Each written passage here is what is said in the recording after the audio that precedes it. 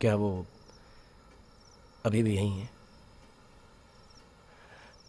तो इस वक्त वो कहाँ है?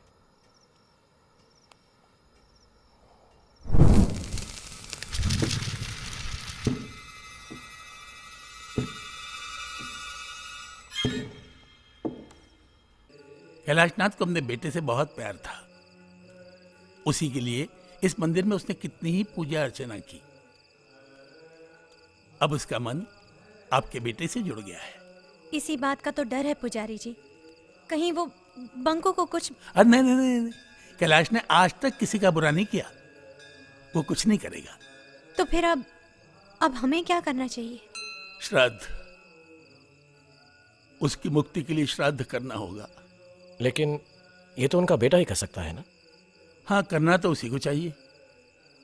वैसे कैलाश की मृत्यु के बाद आज तक उसका श्राद्ध नहीं किया गया। कौन करता? बेटा तो विदेश में था। वैसे सुना आजकल वो यहाँ आया हुआ है। तो फिर एक बार मैं उनसे जरूर मिलकर बात कर लूंगा।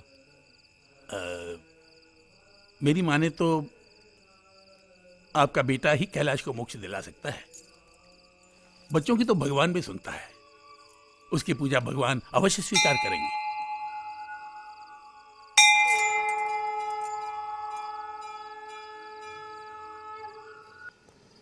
विजय, आदित्य, हाय। जब भी गोवा आता हूँ यहाँ जरूर आता हूँ। गोवा आते हुए अपने घर नहीं आते, वहाँ तो आप रुके हुए हैं। और आप हमें वहां से निकालना चाहते हैं। नाथविला तोड़ रहा हूँ। इस बार जमीन बेचकर हमेशा के लिए गोवा छोड़ दूंगा। ना रहेगा घर, ना रहेगा भूत। भूत नहीं, आत्मा। आपके पिताजी की अतृप्त आत्मा। अतृप्त, डिससेटिस्फाइड। पिताजी हमेशा मुझसे डिससेटिस्फाइड ही रहे। समझ नहीं पाए मुझे कभी। या फिर शायद आप उन्हें कभी समझ नहीं पाए। विजय, आपके पिताजी का मन अपने घर से जुड़ा हुआ है। वो नहीं चाहते कि आपकी मां की यादों का ये घर टूटे। शायद इसलिए आज तक उनकी आत्मा भटक रही है। देखिए आदित्य, इन सब में मेरा विश्वास नहीं है। And I find it really funny कि मेरे पिताजी की आत्मा मेरे अलावा सबको परेशान करती है। परेशान नहीं करती, अपने होने का एहसास दिलाती है। काफी जानते हैं आप मेरे पिताजी के बारे में। जिस दिन आप घर छोड़कर जा रहे थे, आपके पिता अपने बेटे को रोकने के लिए पीछे निकले।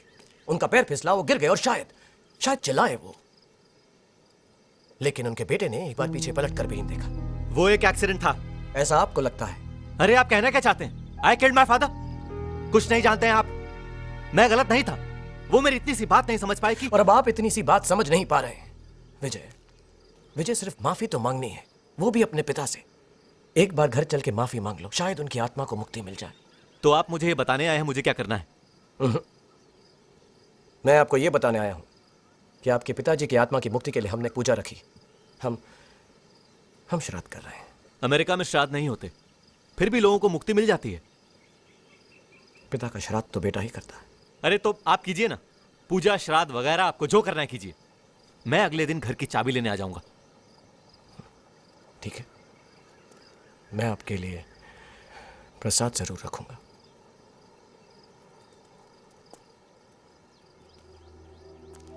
वैसे विजय, इन सब बातों को मैं भी नहीं मानता था, लेकिन इतना मान गया हूं, कुछ काम हमेशा अधूरे रह जाते हैं।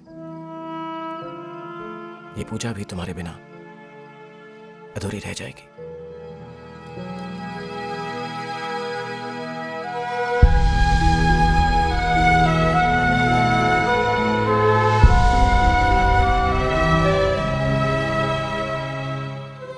वो कल हम एक छोटी सी पूजा कर रहे हैं तुम्हारे भूतनाथ के लिए। हाँ, उनका जन्मदिन है। उनके नए जन्म के लिए, उनकी मुक्ति के लिए। मुक्ति? वो क्या होती है? इधर आओ बंको। देखो, जैसे तुम फर्स्ट क्लास से सेकंड क्लास में आए हो, वैसे इस पूजा से तुम्हारे भूतनाथ एंजल से स्टार एंजल बन जाएंगे। Star angel? मैं अभी बता के आता हूँ। अरे बंकू, बंकू,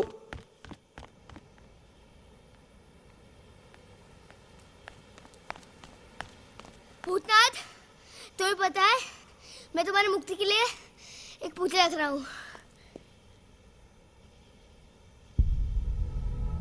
मुक्ति? हाँ, जैसे मैं फर्स्ट स्टैंडर्ड से सेकंड स्टैंडर्ड में चले गया, वैसे तुम एंजल से स्टार एंजल बन जाओगे, जैसे दादाजी।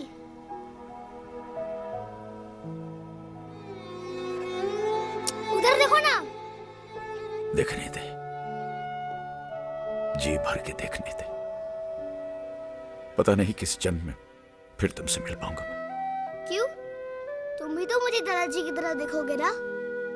देखूंगा, नजरें तुम्हीं पर टिकी रहेंगी। प्रॉमिस करो कि तुम भी मुझे रोज देखा करोगे। प्रॉमिस। लेकिन कभी क्लाउड्स आ गए तो? तुम्हारे मेरे बीच में भगवान भी नहीं आ सकता। प्रॉमिस करो कि तुम मम्मी को कभी परेशान नहीं करोगे। आइसक्रीम नहीं दी तो करूंगा। प्रॉमिस करो कि तुम मम्मी पापा को छोड़कर कहीं नहीं जाओगे। इतनी सारी प्रॉमिस, और वो भी एक साथ। भूतनाथ, तुम्हें सिर्फ मुक्ति मिल रही है, तुम कहीं जा थोड़ी ना रहे हो। अच्छा ठीक है, लास्ट प्रॉमिस बोलो। प्रॉमिस करो कि तुम कभी किसी से झगड़ा नहीं करोगे और हमेशा सबको माफ करोगे। मैं किसी को माफ नहीं करूंगा। नहीं, माफ करना जरूरी है। जिस तरह गंदे कपड़े को धोने से वो साफ हो जाता है, इसी तरह माफी मांगने से मन साफ हो जाता है। फिर तुमने अपने बेटे को माफ क्यों नहीं किया? भूतनाथ, भूतनाथ, नीचे आओ, भूतनाथ।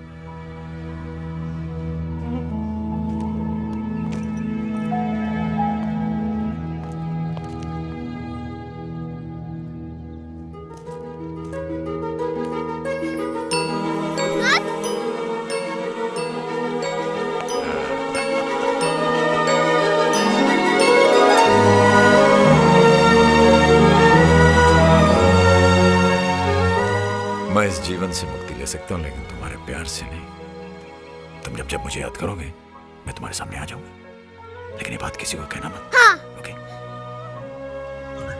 इधर आओ। आप भी किसी को मत बताना।